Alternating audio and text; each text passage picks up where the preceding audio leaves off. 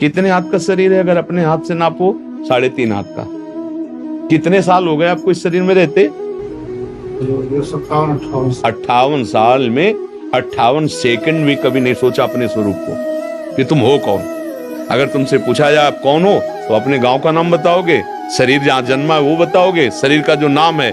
आप इतने ज्ञानी हो कि 3.5 हाथ में रहते हुए 58 वर्ष हो गए, तो आप अपने को अभी तक नहीं जान पाए। अब बोलो कैसे तुम जान पाओगे कि माया क्या है? सत्य देखो, ये अध्यात्म मार्ग है। यहाँ मतलब बिल्कुल लक्ष्य पे बात होती है। अब लक्ष्य नहीं समझते हो तो फिर हम चुप हो जाएंगे। हमारे पास व्यवहार वाली ज्यादा बातें हैं नहीं, क्योंकि बचपन से भगवान ने व्यवहार में रखा ही नहीं।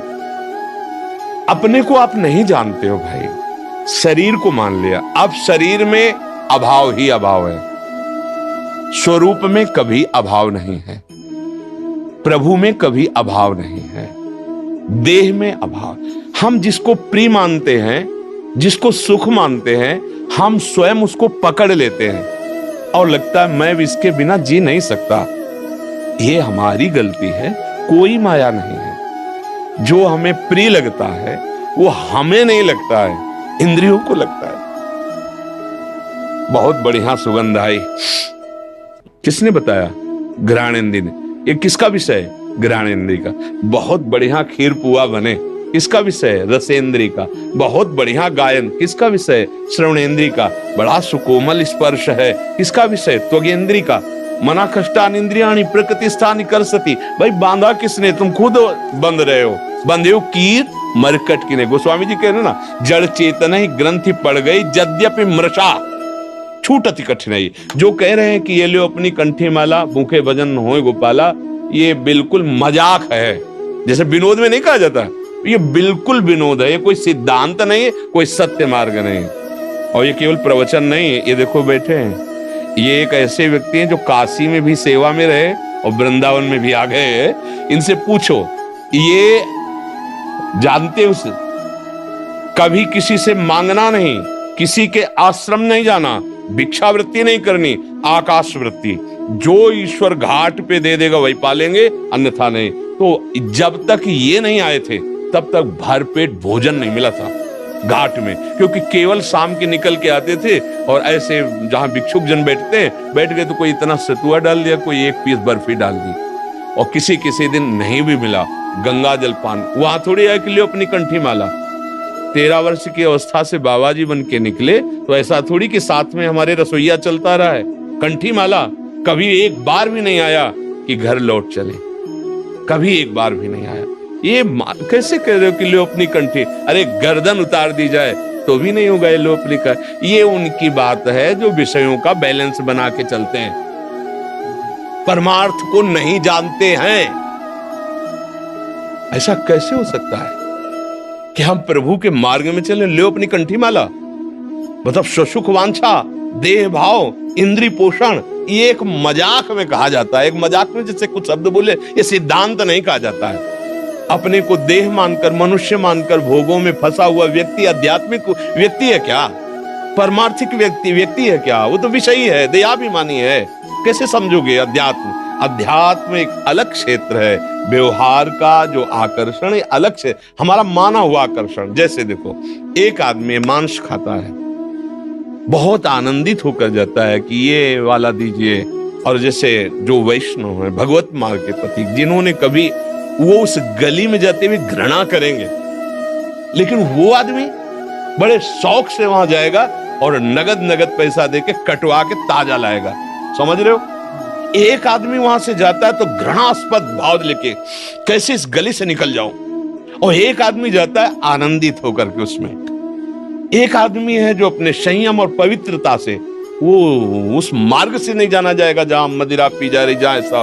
और एक आदमी है कि छीन झपट के पैसे लेके वहां पीता है जाकर। ये रुचियों की वैचित्रता है। कौन बांध रहा है तुम्हें? तुम ही तो बंधे हुए हो। ऐसे ही समस्त भोगों में कौन सा भोग ऐसा श्रेष्ठ है जो पवित्र और महान हो? हमें बताओ। सबसे ज्यादा चरम सीमा का भोग संसार में काम सुख रखा गया है। सब सुख एक तरफ और काम सुख एक तरफ। कहां से प्राप्त होता है काम सुख? मलमूत्र के भांड, शरीर के मलमूत्र के द्वारों से कौन सी महानता है, जहां स्पर्श करके रज लगा के धो, साबुन लगा के धो, उन अंगों की आखिरी सुख वृत्ति रखी गई है। कहा आप विचार करके बताओ, सब मनुष्य शरीर में ही बैठे हो, ये तो अपने घर का जिससे सत्संग होता है वैसे बात हो रही। चरम सुख संसार का एक बात में है, चरम सुख काम, परस्पर भोगाकर्षण, इसके नीचे सब है।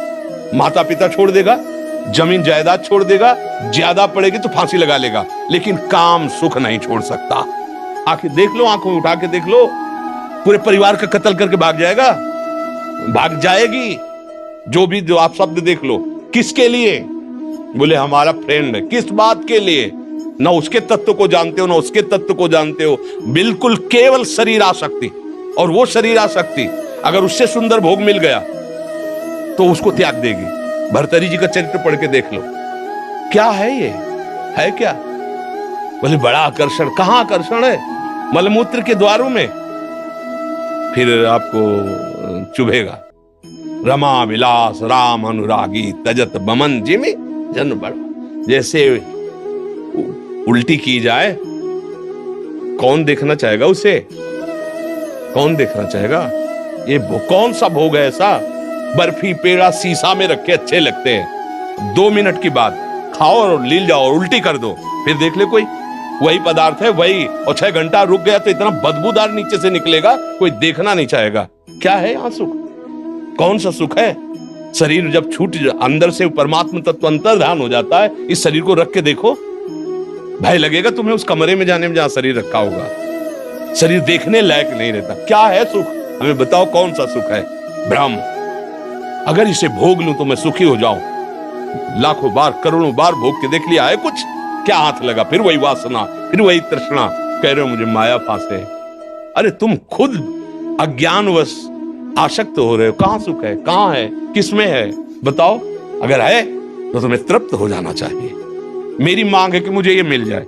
मिल गया, अब तो शांत हो जाना चाहिए ना कि भाई अब कृत्य भयो में। जैसे केवट जी जब भगवान के चरणारविंद का प्रक्षालन करके चरणामृत पान कर रहे ना, तब प्रभु से कह रहा अब कछुलात अब नहीं चाहिए। जो खोज रहा था आनंद, बहुत काल में कीन मजूरी, बहुत श्रम किया, फल तो आज मिला है रघुनाथ जी, आपके चरणों का चरणामृत पान करके, चरण पखार के। विश्राम कहाँ है? भगवान के चरणों में। बड़े बड़े चक्रवर्ती सम्राट अपने राज्य सुखों का त्याग करके और भगवान के भजन में जाकर विश्राम प्राप्त किया।